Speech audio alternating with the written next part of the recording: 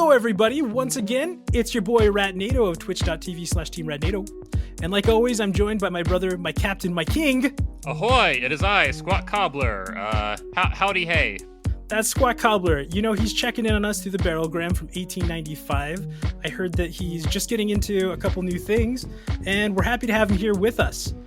As you may have already known, I wanted to try and keep it a secret, but you probably already know, our second guest of the Scrollies podcast. If you don't know him, you're going to get to know him. And it's a good thing that this is just a podcast, because his name is The Audio. Hello. Should I go with another howdy hey? If you want to. Howdy hey. Howdy hey, y'all. I love it. Howdy hey, The Audio's eponymous, infamous greeting. Everyone knows he starts every stream. He starts every morning with one of those. We got him.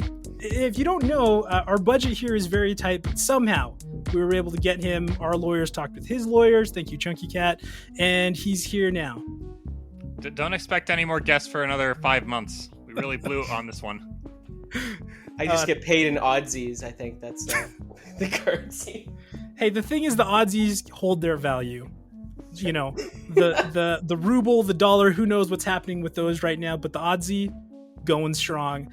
I can still get Bulbasaur onesie for 5k oddsies. I think I had to make that a little higher, but yeah. Oh, no. Okay. Cash me while you can, everyone. Thanks so much for being here with us, The Audio. As always, we begin. Sqat Cobbler, what's up? How you been doing? What you been playing? I'm doing real good. I noticed something in my vague barrelgram Discord UI the other day. I saw I had a code for Game Pass for 2 months, so I said, "Oh well, I might as well redeem that on the old Xbox." So I've been playing some Game Pass games, namely 12 Minutes. Played through that, not to credits, but to a conclusion. I'm not really sure yet.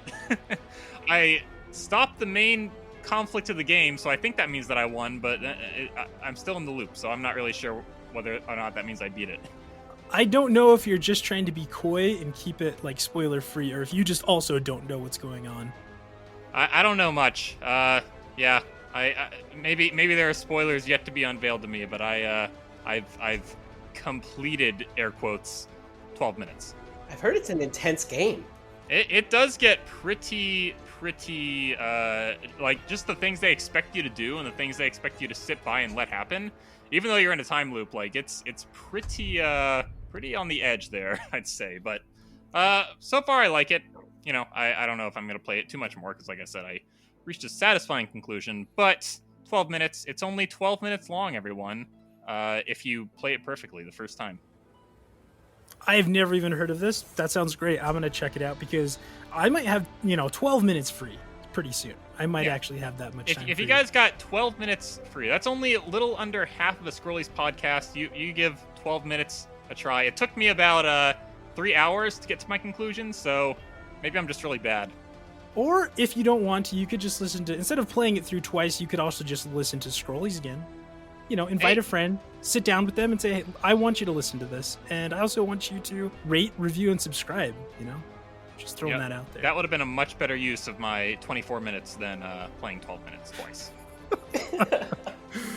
The Audio, what about you? What have you been playing? I mean, it's probably the most boring answer you'll get, but Elden Ring. Wow! Wow! Crazy, Elden Ring! I guess your name's not the original, so... No, I'm not. And then immediately after this, I'm going to play Tunic, because that just came out on Game Pass, so I follow the hype. Yeah, I respect that. I've heard a lot of good stuff about hype. I've heard a lot of good stuff about Tunic. I'm just having fun now. Hype is pretty hype, gotta tell you. I don't even care about the podcast now. I just want to talk with you guys. All right, so I guess what have I been playing? I've been back onto Sifu. I just got Stranger of Paradise Final Fantasy Origin, which it turns out, for me to get into a Soulsborne, you just have to make it Final Fantasy flavored. So, I actually really like the visuals of that game. It's the Soulsborne, but it looks like a Final Fantasy game. Yeah, it's got the job roles, it's got teammates, it's pretty cool. Lots of stats, and it's pretty good. I mean, in the opening scene, the main character is fighting goblins, and like he has in the background Frank Sinatra's My Way, so pretty good. so far?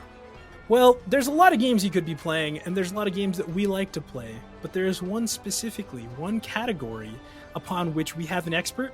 Sqat and I, we know very little about this. I've played a few, and so that's why we invited him on. We've got a question for you first, Audio. We're talking about roguelikes today. What was your first roguelike? Well, my first roguelike was Binding of Isaac, which I think is a minorly popular answer. I've just been playing this game for thousands of hours at this point. But my story about that is, I don't know if you guys remember, but Steam sales used to be cool like a decade ago. Like, they used to have actual challenges and hourly sales, and like you could go into games and you had to actually complete tasks. So I remember buying The Binding of Isaac, playing it through, trying to get this lump of coal task, and I think I shelved it for a month, and I came back to it looking for something that I just kind of wanted to keep playing, because I mean, it's a dungeon crawler. It's my first big game that I loved in my life was Link's Awakening, and I just never stopped playing, ever. So action RPGs kind of led you down that direction, eh? A little Zelda, a little Link's Awakening. It's true, because roguelikes, they're kind of a weird category. They don't fit one specific style of gameplay. It's more the gameplay loop that they embody. Right? Yeah, for our listeners, if you don't know, I'm gonna be honest. Sqat Cobbler, I actually heard like roguelike, roguelite. They're different things. Reliant K-Fan was the first person that I really like got on me because I used them interchangeably. And he got upset at me, and apparently that's a thing that they are quite different. And for our audience, I'm just going to try and define a couple things, and I would like to hear, help us out, Audio. We're noobs at this. We don't understand it, even though I've played a couple. So the definition for a roguelike, according to Merriam-Webster, I'm going to cut that. Random... Wow, we're one of those podcasts now. now it's underscore definition. All right, so here's some things I picked up. Some things that define the roguelike: a random dungeon generation. Maybe it changes every time, so it's not something you can just learn how to do and then run it the same way over and over. Permadeath is usually a part of it, or sends you all the way back to the start. There's not a lot of save points. Sometimes they're turn-based. I haven't seen that in many that I've played. Other thing is non-modal. That just means that they kind of give you everything at the start. You might pick up a couple different things here and there, but it's generally not like, oh, and now you're level 5. It's like, here's your tools, get good with them, good luck. Resource management is also a big part of them. And finally, hack and slash gameplay. What are your thoughts on that, gang? So, what's a roguelite? What is that difference there? Do we know? Like, I've actually never heard... I've heard the term, but I don't really know what it means. I think a lot of this is based on that original game Rogue, and then people go, okay, well, is this exactly like Rogue? Well, most of it's not, but... Well, I think, and that's what's really confusing, I think your definitions here can change a lot, and I think even Audio, you can tell us what you define it as. Okay. From what I understand, a roguelite is similar. It's difficult, there's some RNG to it, lots of secrets, and just tons of replayability. But I think that it's maybe somewhat defined even by difficulty. I don't know. If somebody's out there, at me, at us, tell us we're wrong, because we want to know. I don't know. What do you think, Sqat? Well, we know we're not right, so please tell us we're wrong. In all honesty, I can't really think of any roguelikes or lights that I've played off the top of my head. I know Diablo, that's a popular one. I actually have a funny story. When I was in line to see the Avengers, the first one, this was 10 back years ago? Yeah. 10 whole years ago this May. Imagine that. This was a little before, I guess some theaters are still like this, but at the time, that one that I went to did not have reserved seating, so you had to get there about 2 hours early to watch this movie. Anyway, I went with some friends, and we got into a pretty collectively heated argument with another group in line about whether or not Diablo 3 sucked because it changed the style of gameplay. Holy... And I was arguing on behalf of my friend. Little did they all know I had never even played a Diablo, so I still don't know if I was right or not. Wow, that is Agent Provocateur Sqat Cobbler. So, needless to say, I don't know much about roguelites, but I'm willing to find out. Let's talk about roguelites. Audio, educate us. So, when I think of a roguelike, I really think of that permadeath and the procedurally generated bit, right? Because a lot of it, you can see it's expanding. You look at Returnal, that's technically a roguelike. You look at, there's one called Gunfire Reborn that I've been playing a lot of recently, and it's a first-person shooter roguelike. But I think you have to have some sort of quest structure in there, because otherwise, I mean, if you really think procedurally generated permadeath, like Tetris is a roguelike, right? So you have to have some sort of actual non-puzzle gameplay, I think. All right, I played one, guys. I played Tetris. Exactly. That's your hot take, is that Tetris is technically a roguelite. It wouldn't be a Scrollies podcast without a hot take, so thank you, audio. With us redefining a genre, so yeah, you've contributed now. You are now an official Scrollies guest. Wonderful. But there's so many different ones, right? Hades, Enter the Gungeon, I could keep naming them, Loop Hero, stuff like that. They're all very different in terms of how you play, but it's about that loop, and it's about restarting over and getting better at the mechanics. That's interesting. So when I think of roguelike, I always think of the isometric angle where you're going through a dungeon, sometimes with a group, sometimes by yourself. But so you're telling me even other genres can be roguelikes? That's essentially kind of that gameplay loop piece of it. That's kind of how it's been defined. I mean, if you look at Steam categories and stuff like that, that's where it gets kind of fit in. I think that's where we're thinking roguelite, quote unquote, can expand into essentially anything that's that same exact loop of you play, you die, you have to start over, you may get some upgrades and stuff, but you're really starting from the beginning every time. But I do think that people think more about, you think Diablo, you think the more isometric stuff when you're really going back to the roots of the genre. Yeah, I've actually played a couple. I think that's a really good way to define it. That seems to be the consensus for most people. I've played Nuclear Throne, Wizard of Legend, Moon Hunters, and Streets of Rogue. I don't know if you've ever played any of those. Not one. Not a single one. No. Okay. Well, and from what I understand, Nuclear Throne, this was like 2014, 2015. It's more or less the same thing as like Enter the Gungeon, but less defined. Random levels, you spawn in, you pick up weapons, isometric view, and you're shooting things, and you're using walls and stuff to not get killed. And you said something earlier that I had a question about. You said the definition came from Rogue. Is that a specific game? It is. It's a very old school game that I've literally never played. Interesting. Okay, yeah, because I've never actually heard of that, and like, okay, it's obviously me. I'm gonna bring up D&D. To me, it felt like almost like a tactical type of thing. You're a rogue. You don't have much armor. You don't have a lot of life. You don't have your support system, and so it's like you have to be quick. You have to be fast, and you have to be able to do all this stuff without the normal support that you would get in another game, like armor, potions, those types of things. I don't know if that has anything to do with it, but that's how I've always thought about it. Interesting. I don't know too much about the original game, and it kind of got succeeded by some ASCII games as well. Like, this is really old school. Procedurally generated was kind of the first thing it ever had, right? So that's why the definition can be very strict if you want it to be, but I think we should be able to expand that by quite a bit. What did you like about Nuclear Throne? I think it was multiplayer, and so to me, most roguelikes are really fun when you can interact with somebody else. Especially, I find like with roguelikes, you always have somebody who's really, really into it, and they're trying to sell you on it. They're like, oh, we've got to try this, I'll buy it for you. And maybe there's something to that a roguelike is a little bit difficult, and that turns off a lot of people.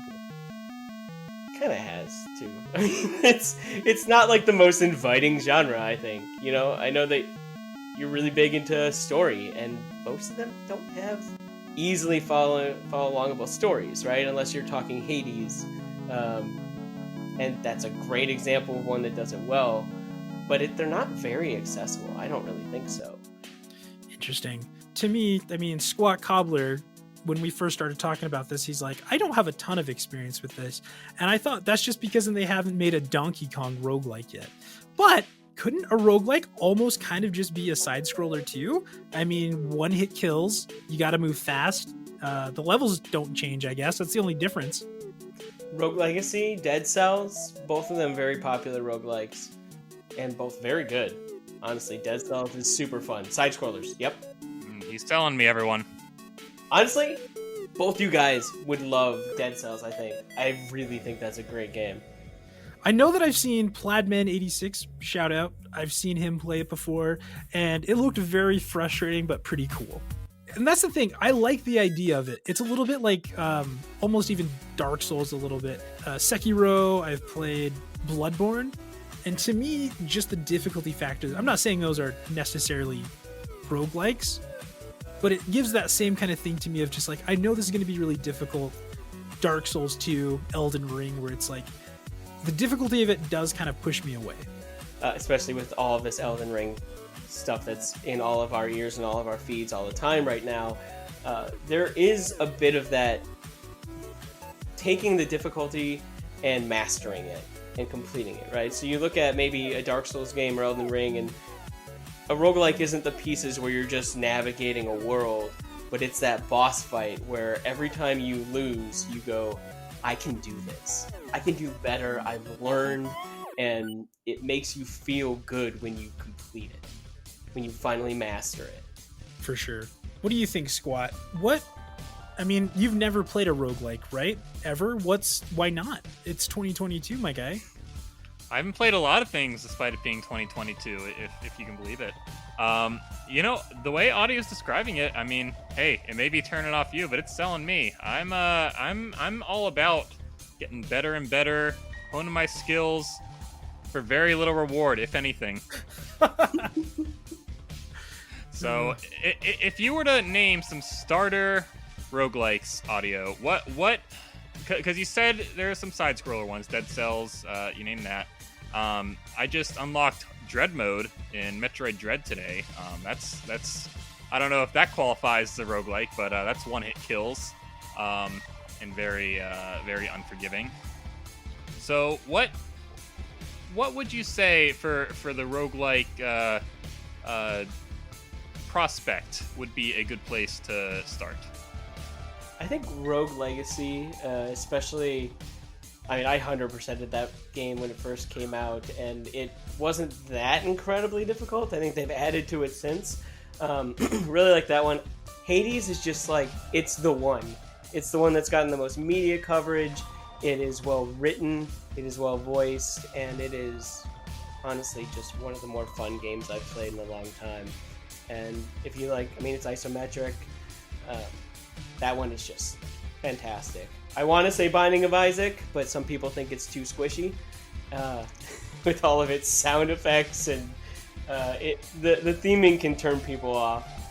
I've heard great things about Hades. The characters, the Greek mythology. I've heard really cool things about the world. What about that one in particular do you think made it stand out? It works really well in terms of repeating. It teaches you, and the characters will learn as you continue to fail. You get to romance different characters. Always a fun thing. Oh, yeah. But the gameplay is satisfying. You can really wipe through enemies with a good build, and then you can go back and you can choose a brand new weapon, and sometimes you're underpowered, sometimes you're not, and it's kind of up to some of the RNG, but you're really in charge of how well you adapt. And that's what makes it fun. I think there's something really cool. One thing I have noticed is most of these roguelike games are usually indie games, and they're very playable. So you don't have to have the latest PS5, you don't have to have blast processing or anything like that. Besides, Genesis has real-life action in sports games, flying games, and adventure games. The hottest library going. So if you want real arcade action, there's only two ways to get it. Dave, we got your golden axe. Or get Genesis by Sega. We bring the arcade experience home.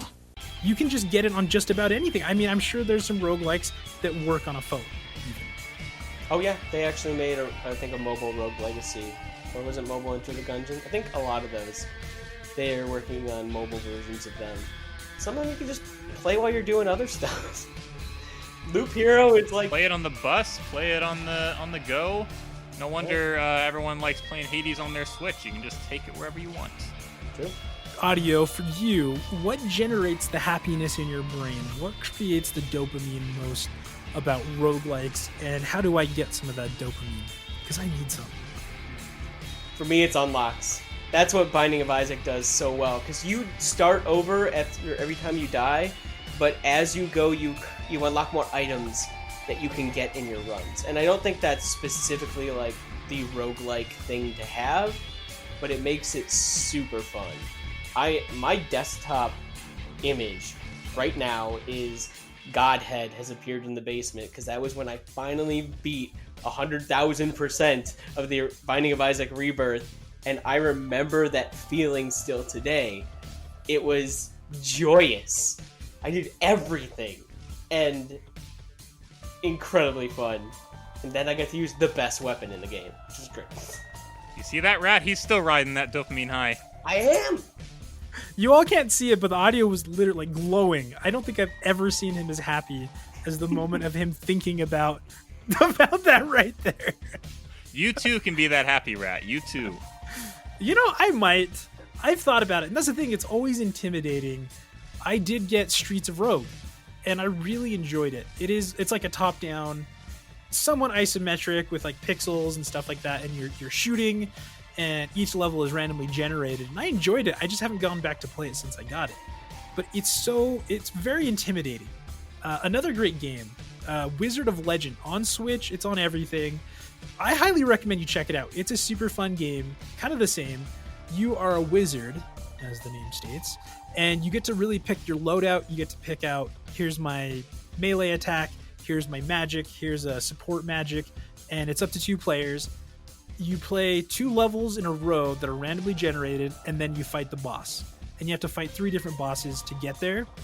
Seriously, if anybody out there has it, find me on my socials, Team Ratnado, and let's play, because I really want to get better at it. I enjoy that game so much.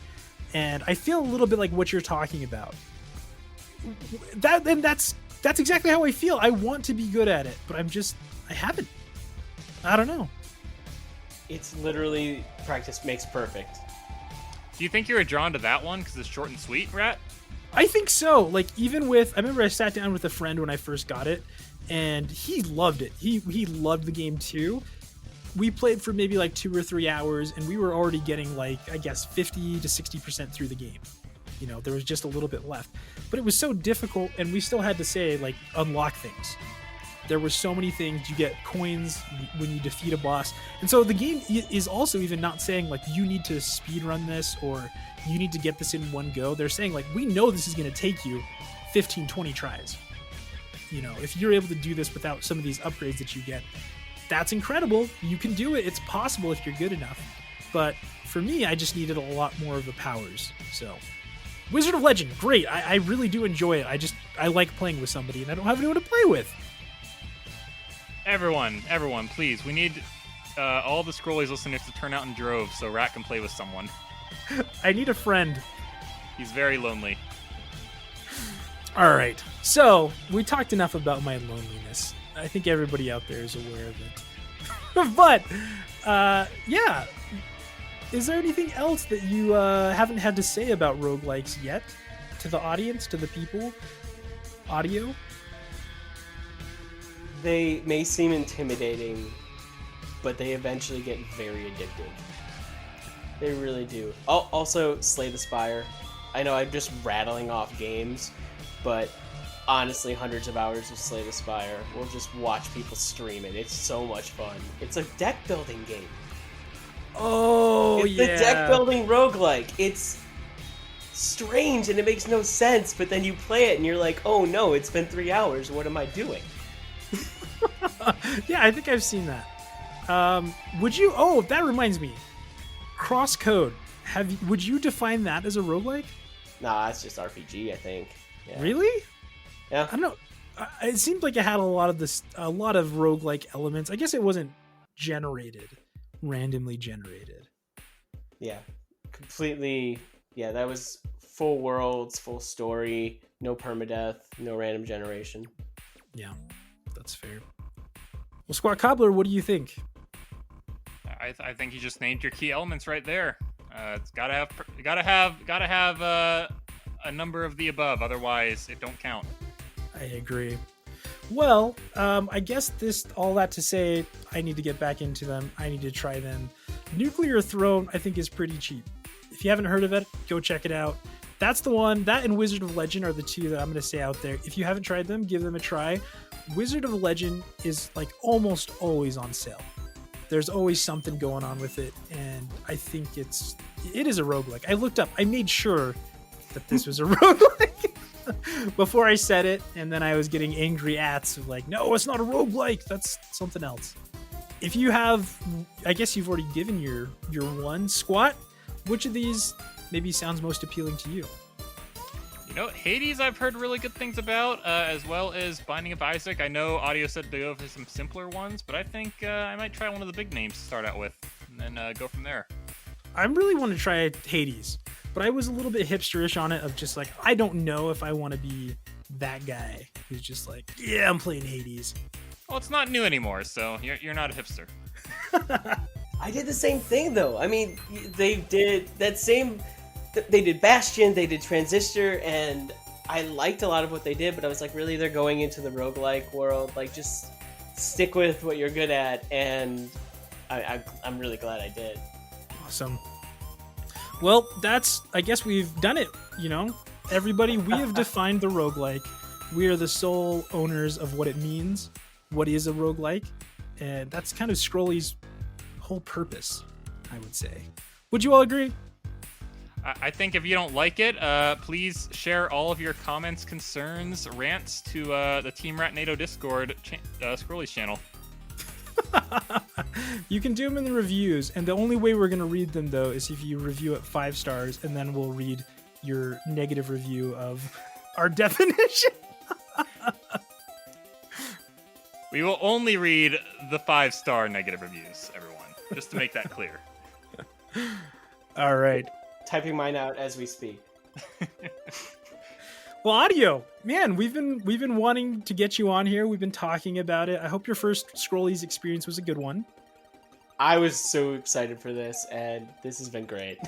We got some love out there at the Synthetic Saloon. Shout out Code Synth, Sheriff McLawdog, the Audio. You guys all rock. We love you. Most of all, you guys love the Audio, so I know you're here supporting him. Audio's the sweetest boy. You guys, if you need someone to bring you up, twitch.tv/the Audio. I'm telling you, _audio. He's a sweet boy. His chat likes to harass him, but they do it out of love. And unless you have something you want to say to your listeners, Audio, right now. At this point, it's hard to fight with the sweet boy moniker. It keeps getting pulled up, so... You know what? You're going to watch my rabbit on screen. I'm going to lose a lot of video games, and it's a fun time. He likes bunnies, everyone. That says all it needs to. He also likes bugs and feels comfy. I do. Bug Pokemon, the best. And for something completely different, if you are looking for this content, you can't find it, he's playing Elden Ring. There's not many people out there. You got to go watch it. This is the only place you'll see Elden Ring content. I think we're starting a trend of only having guests on that are playing Elden Ring right now. We'll see if the third guest is along this line of thought. I agree. Thank you so much, the Audio. Do you have any plugs? Anything you want to shout out, talk about to the people listening? Just continue listening to Scrollies. It's the best. Thank you guys for having me on. All right, your check's in the mail. Yes. All right, thanks for coming out, everybody. I hope you enjoyed listening to Audio talk about one of his favorite things. We really should have recorded the video here because I promise you he is smiling so big, he is glowing. And I've been Ratnado. You can catch me on twitch.tv/Team Ratnado. And Sheriff, make sure to clean behind your ears, my guy. Make sure to do all of that. I know you're in the shower right now. And thanks for coming out, everybody. I'm here with my co-host, Sqat Cobbler of the Scrollies Podcast.